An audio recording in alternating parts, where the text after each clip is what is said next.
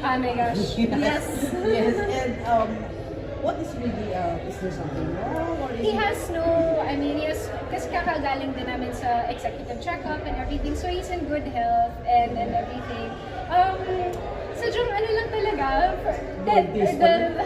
how many years na kami together na we have managed to keep his non-makeup appearance from the public. Pero yung totoo is, kaya nung showtime pa lang, nagbibiruan naman na sila na, di ba, wala na siyang buhok, na may dark circle siya and everything.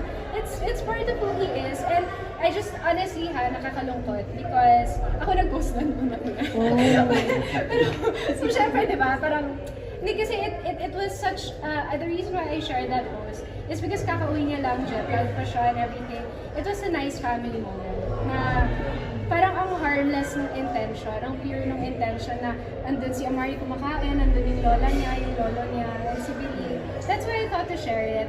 And, you know, people always say na they want to see more of these moments from us. Tapos mag-share kami, tapos lalahitin niyo kami. Talaga, diba? So, I mean, if you want to see more of these moments from the people you follow, then this is not how you should react, diba? You should respect people's boundaries at the end of the day. Kasi we try to share what we can with everybody.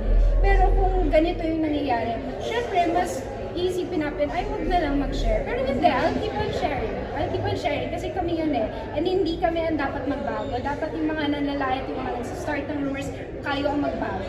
I love it. And sana magsama kayo sa isang proyekto.